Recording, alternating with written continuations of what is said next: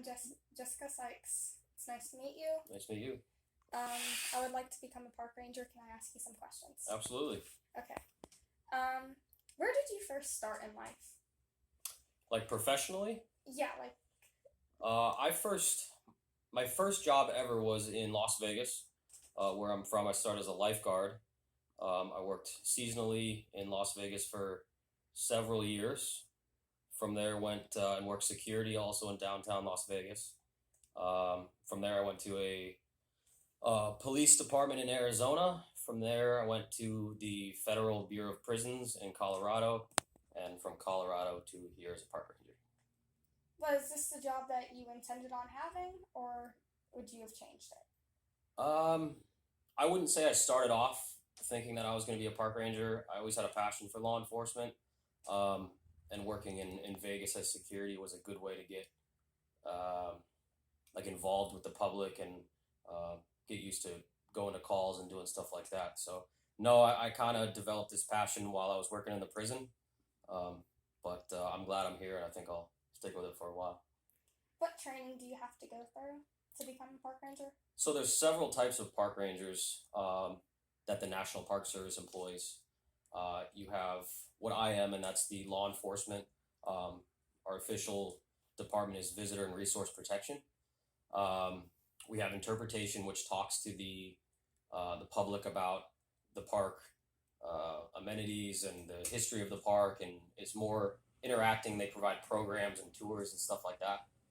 Then you have the resource division in the park, and they handle a lot of the science and research aspect, plants and wildlife and stuff like that.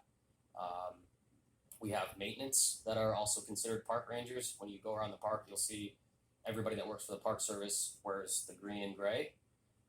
We stand out a little bit because we have the the vest and the duty belt and whatnot. But yeah, there's many different types of park rangers, but we the law enforcement of the park. Okay.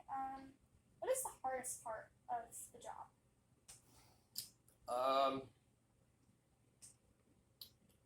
I think in general the hardest part is just dealing with a variety of calls. You have to be very well rounded in the Park Service. We depending on where you work in the country, your primary job could be going to medical emergencies. Let's say you work in the backcountry of Grand Canyon or Yellowstone. A lot of us are certified EMTs, and you have to be for a lot of parks. So that could be your main job, and that's challenging. We also do a lot of what Highway Patrol does. We run traffic out on the highway, so dealing with that, not knowing what surprises you're going to get out of a traffic stop, that can be difficult. It really depends. There's a lot of good days, and some days are harder. There's can be a big caseload for you, since we often work either by ourselves or maybe one other person is on at the time, at least in this park. So you got to be ready to kind of take on a big day, depending on if it's a holiday or a weekend or something like that. If you were to transfer from here to, let's say, the Smoky Mountains, Mhm. would you keep the same position that you have, or would you have to restart? No. So once you get involved and you're already employed with the park, transferring becomes a lot easier. You're already in the system, and that goes for not just within the Park Service but other federal positions. Once you've had the training and stuff like that, you will not have to redo that, and the process to move is a lot quicker. So my same pay now and my level, if I put in for the same thing, I could just transfer there, assuming they have an opening. Obviously, that's what usually the holdup is for going to other places, is you just have to wait for an opening. The process is smooth. It's just all about timing. Is there anybody that motivated you to become one, or was it just something that just popped your head? For me personally, I was motivated by not wanting to spend my career inside a prison. And some people, they grow up going to a lot of the national parks, and they've seen the environment of an area that you could be working for, and that motivates a lot of people I know. but in terms, yeah, for me, I didn't want to spend my career inside a prison, so I was looking out the window one day in my office, and I said, and when I was in Colorado, and I could see the Rocky Mountains out through my window, and I was like, how do I get out there? How do I go work out there? So I started doing some research and went through the process to become a park ranger. What is your favorite part about being a park ranger? You never know what the day is going to bring. I think that's the most interesting part. We have days where it looks like our visitor use is down, but it could be one of the busiest days. I like the fact that we can go from an assault to a traffic accident to a call where we get some drugs off people, to an animal call, to an alarm, and then start the whole process all over again. So I like the diversity of the day is my favorite thing. You're never really doing the same thing. What was your support system like? It was good. I think that if you're gonna want to be, or anyone that's interested in being a law enforcement ranger in the Park Service, you got to understand that you are a fully sworn law enforcement officer. So we have similar job duties. Our jurisdiction is a little bit different than like regular police departments or the sheriff's office, but we go through the same process with arrests and charging individuals. So I think that's something to keep in mind. Would you, are you still happy with the career that you have? Yeah. I think this will be a lifelong position that I'll stick with. There's room for promotion within the Park Service, but the Park Service is under the Department of the Interior, is like the bigger agency. And then there's several departments that are under it. Us and U.S. Fish and Wildlife, and the Bureau of Land Management, and the Bureau of Indian Affairs are all under the Department of Interior. Another similar position or similar agency is the U.S. Forest Service. They're actually not under the Interior; they're under the Department of Agriculture. But what we see with our position is a lot of people will bounce around. So our training is just about the same, with a few tweaks in terms of specialties with like U.S. Fish and Wildlife or the Forest Service. So you can see people go back and forth between agencies, which is nice because you can keep your same retirement, your same pay, your same everything, but it gives you more opportunity to live where you want to live and transfer around and work for different agencies. Okay. If you got injured on the job, would you have to wait to come back, or will they say you have to wait until you're completely healed and then you can come back to work? So I would say it depends on the injury. We, like a lot of law enforcement agencies, you have to be able to complete your job duties on a regular basis, which includes we take physical tests every year, like physical fitness tests. We run and do a bench press test. We do an agility run. They measure body fat. They do a lot of those things. So in addition to getting injured, you also have to make sure that you're keeping up with your physical fitness. Now, injury specific, if let's say I hurt my finger, it may seem like a minor injury, but if it's on my right hand and I'm right-handed and that's what I use for my, to draw my firearm, that's going to be an issue in my day-to-day activities because you can't go out with an injury like that and expect if there's an emergency to be able to handle your firearm properly. So maybe when you're recovering, they'll put you on, more of a light duty status, and you'll do some office work or stuff like that. But injuries can happen in and outside of work, and you won't be fired or let go or anything like that. But they'll work with you until you get better, and then you can. And again, it just kind of depends on what the injury is. Okay, that's good to know. What are the pros and cons? I think there's a lot of pros. The federal side of things, in terms of your career, great benefits, a lot of opportunity for transferring, advancement, different locations to work. The Park Service specific is there's a lot of training available. So you can come on and you're a law enforcement ranger, but you want to advance your medical training. There's classes and courses you can take. You want to get into rope rescue and search and rescue. There's stuff like that you can get involved with. You can become an instructor in firearms, defensive tactics, and arrest control, taser, driving. There's a lot of certifications that you can get for that. So that's kind of an interesting pro here. Cons. There's not. The process takes a while to get on. My advice to you or anybody else that wants to be involved with this is start early and stay out of trouble. We go through a big background investigation, and it's not necessarily a con, but it is something to that makes it harder to get these positions than your average job. So they'll dive into your criminal history, your financial history, a lot of that stuff. So just make sure you stay on the ball with, staying out of trouble and paying your bills on time and stuff like that. Honestly, it's good advice, because some people learn the hard way going through it. It takes people a long time to either have an incident be far enough in the past where they can get the job, or someone that has a squeaky clean background will get it a little bit quicker maybe. In terms of other cons,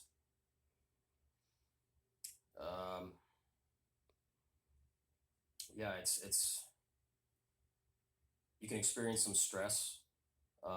Here you have to understand that you're going to see some things that are stressful and maybe worse to some people than others. Traffic accidents with people that are seriously injured, or even things like people that have died or committed suicide and stuff like that.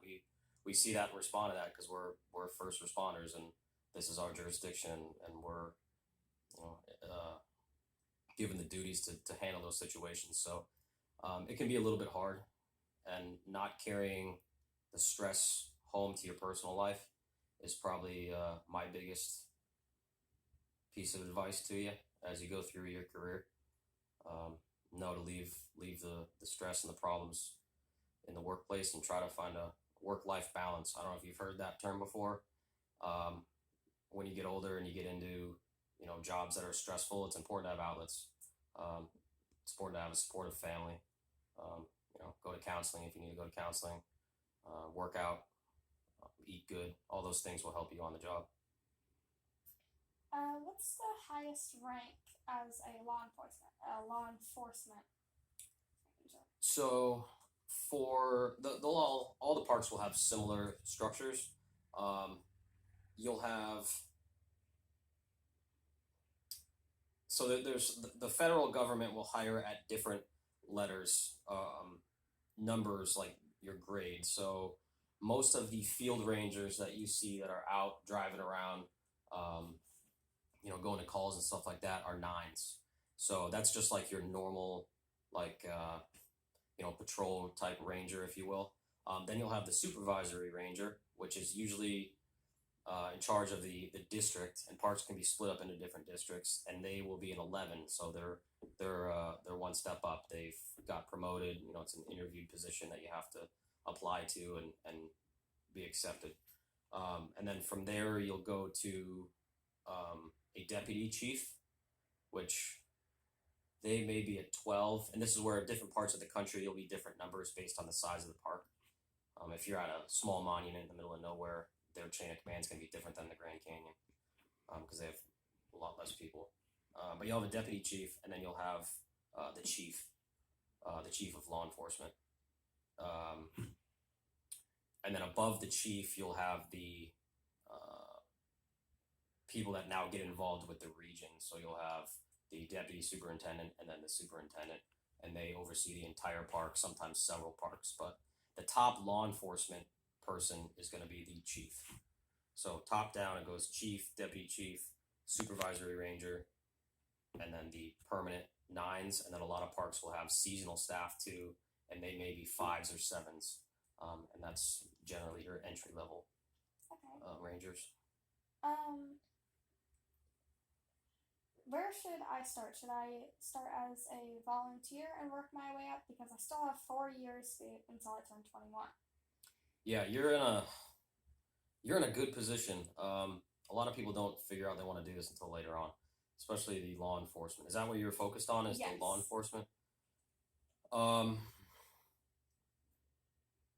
it's hard to say there's one set path. Anything that you can do to get involved with anything within the Department of the Interior will be big. So, U.S. Fish and Wildlife, Bureau of Land Management, Park Service. Those are kind of the three that you want to be involved with in any capacity. If you're able to volunteer, we always need volunteers, and I think everywhere, not just Cape Hatteras, but most parks can always use volunteers. Being 18, once you turn 18, I believe you can go the interpretation route or the resource route, which is good to get in and get established with the Park Service. Later on, once you start applying to law enforcement positions, or just before, depending on, you'll have to go to training. There's two different ways now that the Park Service does, like getting into law enforcement. And this is the only agency that does it like this. You can pay to put yourself through it's called the Seasonal Law Enforcement Academy. I don't know if you've ever heard of it, but it's they have multiple locations around the country. I think there's actually one in North Carolina. It's about 4 months, and where you can go and get they call it the Type 2 commission, so you can work seasonally in law enforcement as a park ranger. It costs about what a normal semester of, maybe a little extra actually, of like community college costs. It's probably a little more, and it's done through a community college. They have a partnership with the Park Service, and they do the training that way. But don't be fooled that it's done through a community college, or not directly through the Park Service. It's hard.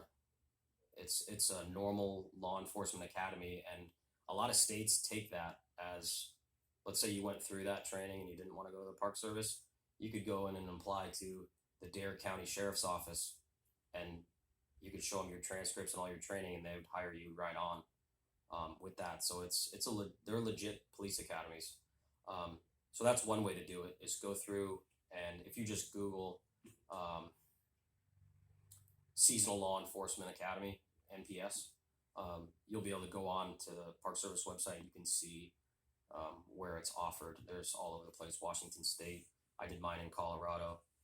I think there's one in Arizona.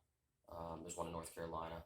I think there's one up north somewhere, like Vermont or something. Don't quote me on that. But that's one way. The other way is to get in with the Park Service doing anything in interpretation or resources, anything like that. Then you've had several years with the Park Service that you can qualify in that way. And what the Park Service started doing now is hiring people without prior law enforcement experience. So with that, you have the Park Service experience, you don't have the law enforcement experience. So when they hire you, they will send you to the Federal Law Enforcement Training Center, which is where the Park Service does a lot of their trainings, and other agencies as well. Not just the Department of the Interior. I mean, you have U.S. Customs that go down there. You have the marshals go down there and stuff like that. So it's a very respected place to go get some training. So those are kind of the two routes. You put yourself through, which may be a little quicker, maybe a little faster, but you have to be 21 to go through it. So, or at least coming up on your 21st. I think you can enroll. By the time you get certified, you have to be 21. So you being where you are, you have multiple paths. I mean, you can do the volunteer work, and get your feet wet with that, get some contacts in, meet some people, get some names and numbers, and then slide into an agency that way. And really at this point, I would tell you just take whatever job you can get to get in. That's the thing about the government is once you get a job in, you're pretty much set. And then you can transfer over at a later time, or if you'd like to do, I'm trying to think what you could do between the ages of 18 and 21 that's related to law enforcement.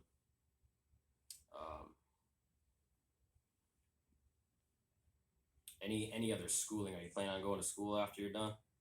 I do plan on going to a college, just to see if it can help. Mhm. Other than that, no. Yeah, so I don't have my 4 year degree. Um, I went. I've done a lot of college coursework, but never got my degree. And that's not something that will necessarily hold you back. It's a good idea to get your any further education, but I'll tell you right now that it's not the only way to do it. I mean, there's a lot of people I work with that don't have a degree and they're making excellent money. They've been doing this for a long time and they're great park rangers. And there's definitely multiple ways to do it. And especially I get it right now with how expensive college is and all the other things that make it a little difficult. Yeah, volunteer experience, getting in. In this agency, nothing really beats experience. So if you have multiple seasons or whatever involvement with the park service or Fish and Wildlife or something, and you got somebody who just graduated with a degree and they have no experience in this, you probably get picked first, which is it's nice to hear because I've been in that boat too, and it's hard to not compare yourself and be like, oh, I don't have this and that, but I'm telling you, it's possible as long as you put the effort in. You'll be all right. Okay.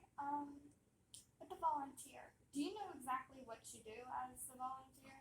So every department can have volunteers. Like we have volunteers that run our campgrounds that handle disputes in the campground. So like for them, for example, like as you start to formulate your resume and you can put volunteer experience on there, you could say while volunteering with the National Park Service, I've diffused situations with individuals in the campground and worked with law enforcement to resolve situations, and that kind of wording is key for your resume, and that's what's going to get you jobs quick. But anyway, we have different volunteers that go in different places. Like just about any department will take volunteers. Fees will take volunteers, at the fee booths and stuff.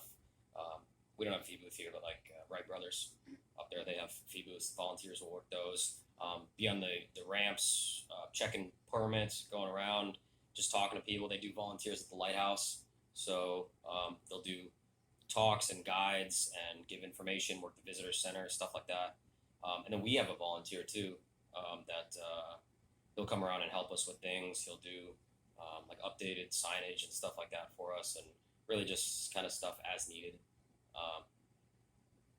But it's any kind of involvement with the park is going to help you. Okay. This one's about the car. Mhm. I know that police, they are able to keep their car. Are you able to keep yours? Yeah, most of us, everyone here at this location keeps their car. It's a take-home vehicle. Obviously, if you quit, you don't get to keep it forever. But yeah, they're take-home vehicles because we'll get call-outs in the middle of the night. So if there's a traffic accident in the middle of the highway at 2 a.m. and it's on our jurisdiction, we gotta go. So we have to have our vehicles ready, like they're prepped, and I back it into my driveway every night. And hopefully, you don't get woken up at 2 a.m. But sometimes it happens. Not every park, I think, allows take-home vehicles, but most do. Okay. Yeah. This one goes back to the one question you said. Search and rescue. Is that part of law enforcement, or is that a whole nother one? So generally, it is a part of law enforcement. There's individuals that is their like primary, like, I want to do search and rescue for the Park Service. It's not as common to just be in search and rescue unless you're at like a major park that has like a high search and rescue operation. Most of the time, and I want to say like 90% of the time, they're going to be law enforcement rangers that do search and rescue. So you'll be the same law enforcement officer instead of your day mostly consisting of, like, for us, like, you know, pulling people over, getting DUIs, enforcing stuff on the beach, going to calls and fights and stuff like that. You're doing, search and rescue related activities, going out looking for missing people in the backcountry. So, yeah, it's the same thing with EMTs, like any of the medical staff. Some parks, like Yellowstone, they will just have EMTs that like just do medical stuff. But again, the majority of the Park Service is law enforcement is going to be like your primary job, and then those other jobs are specialties. Okay. This question is a two-part question. For the final test, I know police have to get either tased or shot with a rubber bullet. Does it hurt? And what was yours, if we have one? Yeah. Every agency is going to be different. So some departments will do.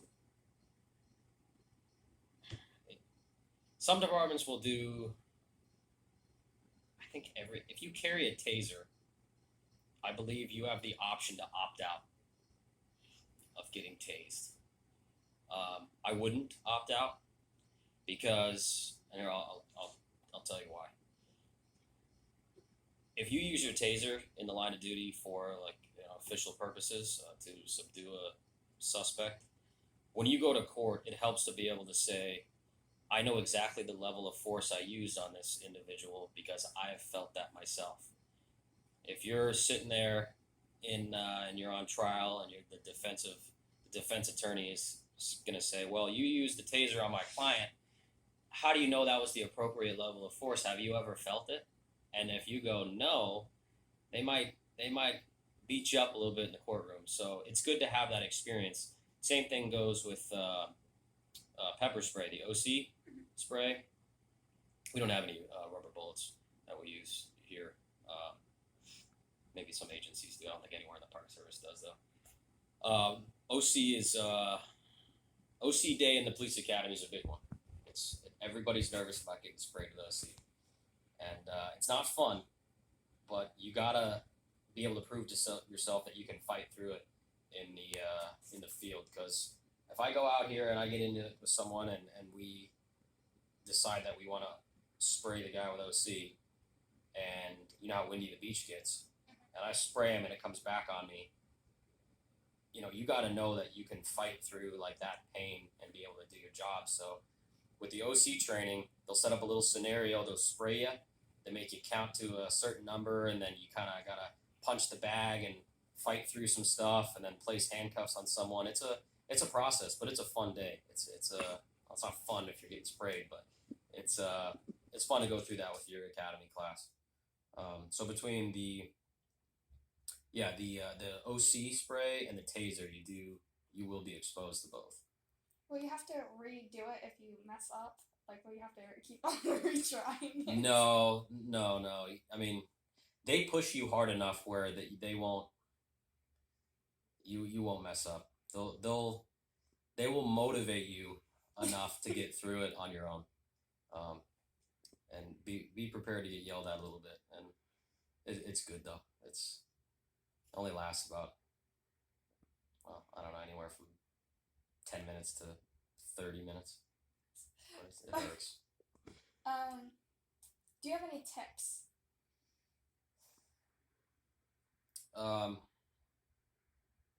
Stay out of trouble.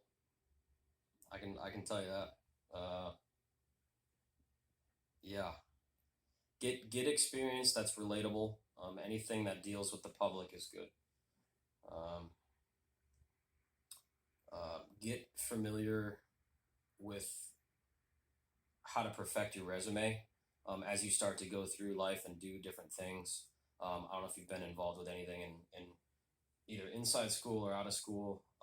Start putting it on your resume. There's no age limit. If you did something cool or was a part of something in a in a team setting or really anything, get it on your resume. Okay, even if it was when you're like 15 or 16, put it on there, and start building your resume.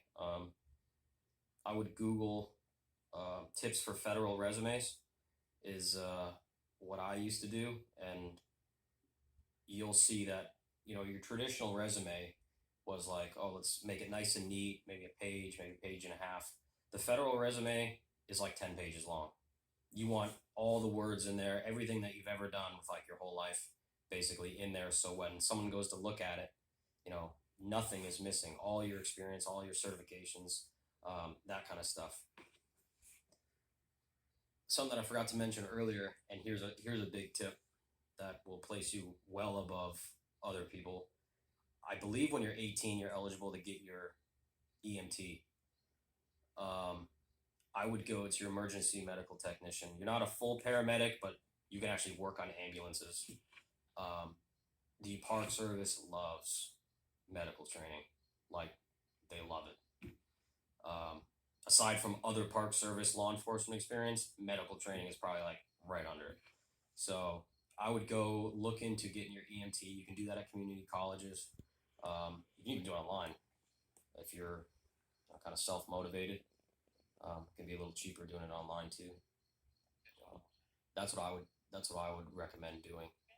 Um, Medical training. I mean, you could even start getting involved in some search and there's look up search and rescue courses in my area.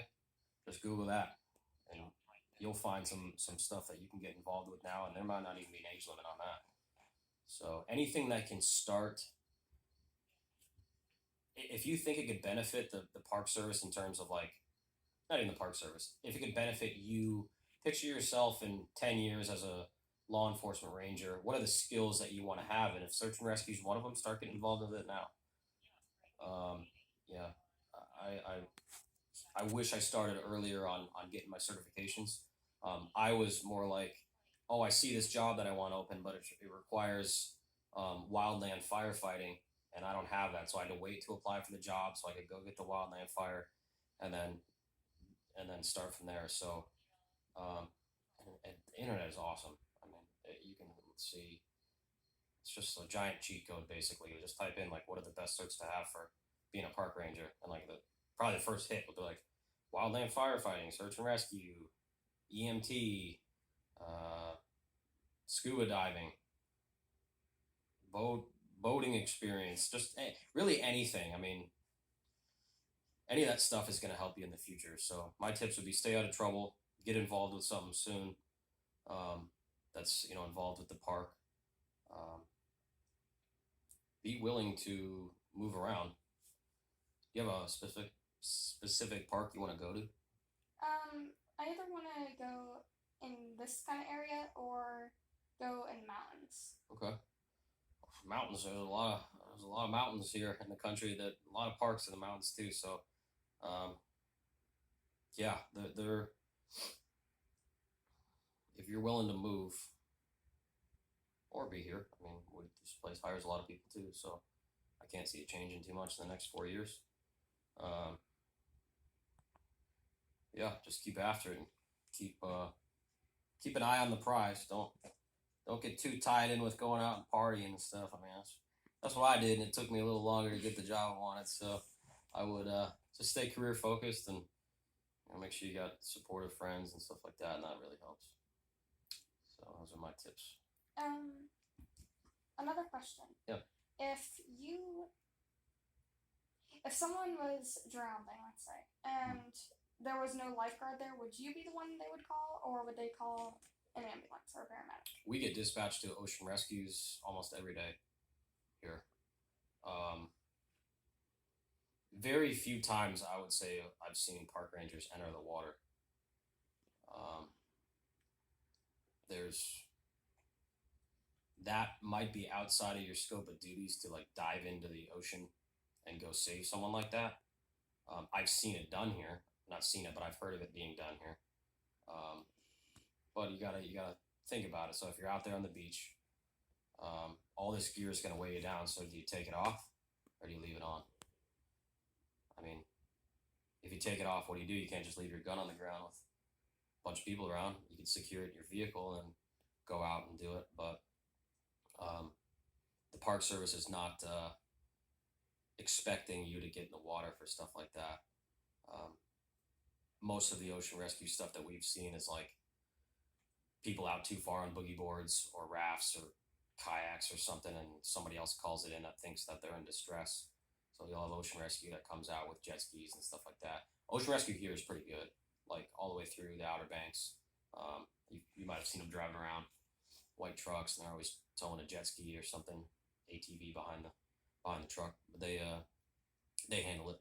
And then we have lifeguards at the beach here from Memorial Day through Labor Day, so they're gone now. But yeah, the further south you go, the more ocean rescues we have. A lot more rip currents down there. If you happen to be on the scene and someone was out there drowning, but you couldn't take off your stuff, and people were trying to push you into the water, what do you do then? Like trying to like force you to go out?